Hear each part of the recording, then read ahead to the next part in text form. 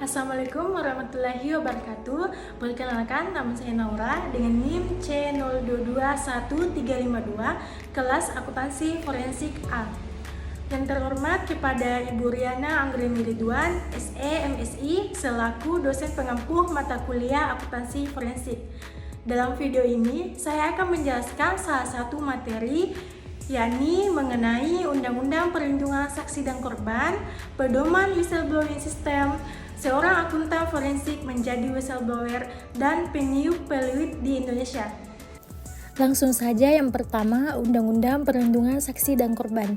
Ada beberapa ketentuan penting dalam Undang-Undang Nomor 13 Tahun 2006 tentang perlindungan saksi dan korban yang perlu diketahui oleh akuntan forensik.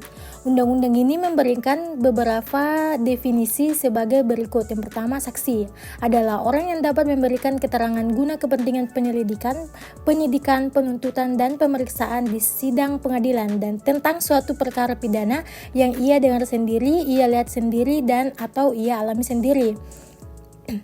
Selanjutnya, korban adalah seseorang yang mengalami penderitaan fisik, mental, dan atau kerugian ekonomi yang diakibatkan oleh suatu tindak pidana.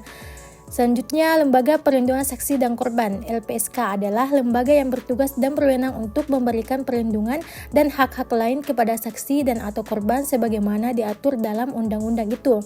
Selanjutnya, ancaman adalah segala bentuk perbuatan yang menimbulkan akibat baik secara langsung maupun tidak langsung yang mengakibatkan saksi atau korban merasa takut atau dipaksa untuk melakukan atau tidak melakukan sesuatu yang berkenaan dengan pemberian kesaksiannya dalam suatu proses peradilan pidana.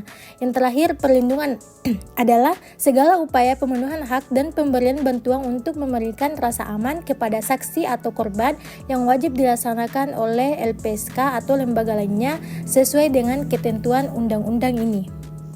Berikutnya, pedoman whistleblowing system.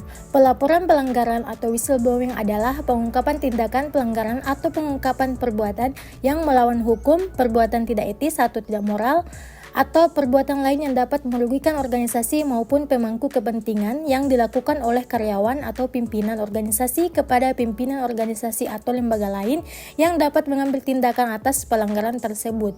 Pengumuman ini dilakukan secara rahasia. Pengungkapan harus dilakukan dengan etikat baik dan bukan merupakan suatu keluhan pribadi atau suatu kebijakan perusahaan tertentu ataupun didasari kehendak buruk atau fitnah. Manfaat whistleblowing system. Komite Nasional Kebijakan Governance (KNKG) mengutip dari Institute of Business Ethics, whistleblowing diharapkan meningkatkan partisipasi karyawan. Yang pertama, tersedianya cara penyampaian informasi yang penting dan kritis bagi perusahaan kepada pihak yang harus segera menanganinya secara aman. Selanjutnya, timbulnya keengganan terjadinya pelanggaran karena kepercayaan terhadap sistem pelaporan yang efektif.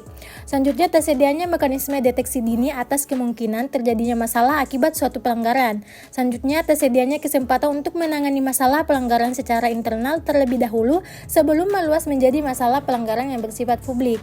Yang terakhir, mengurangi risiko yang dihadapi organisasi akibat dari pelanggaran baik dari segi keuangan, operasi, hukum, keselamatan kerja, dan reputasi. Selanjutnya, seorang akuntan forensik menjadi whistleblower. Pada akhir tahun 2008, Amerika Serikat dilanda krisis. Institusi yang merupakan ikon kejayaan keuangan, industri, dan perdagangan Amerika Serikat bertumbangan. Pemerintah harus menyelamatkan bailout mereka dengan dana maha besar. Di tengah-tengah krisis tersebut muncul nama penjara tersebar dalam sejarah Amerika, bahkan tersebar dalam ukuran dunia. Bernie Madoff, seorang yang sangat terhormat di bidang keuangan melalui kepercayaan yang dibangunnya dalam jangka waktu yang lama, jaringan bisnis dan etni Yahudinya dan keterlibatannya melaksanakan Ponzi scam dengan kerugian bagi para investornya. Ponzi scam pada dasarnya adalah fraud dan bentuk pencairan dana dan menyajikan hasil yang besar atau tidak masuk akal. Ponzi scam ini sudah tertulis oleh Harry Markopoulos. Harry Markopoulos memberitahu SEC beberapa kali, tetapi SEC mengabaikannya mengabaikan laporannya yang menjelaskan tentang fraud yang dilakukan oleh Bernie Madoff. Harry Markopolos adalah seorang Certified Fraud Examiner atau akuntan forensik bersertifikat yang sehari-hari bekerja sebagai hedge fund manager. Ia seorang whistleblower yang memenuhi kriteria tersebut. Selanjutnya, peniup-peluit di Indonesia. Peniup-peluit atau whistleblower ialah orang yang mengetahui adanya bahaya atau ancaman dan berusaha menarik perhatian banyak orang dengan meniup peluit. Seorang whistleblower seringkali dipahami sebagai saksi pelapor, orang yang memberikan laporan atau kesaksian mengenai suatu dugaan tindak pidana kepada aparat penegak hukum dalam proses peradilan pidana.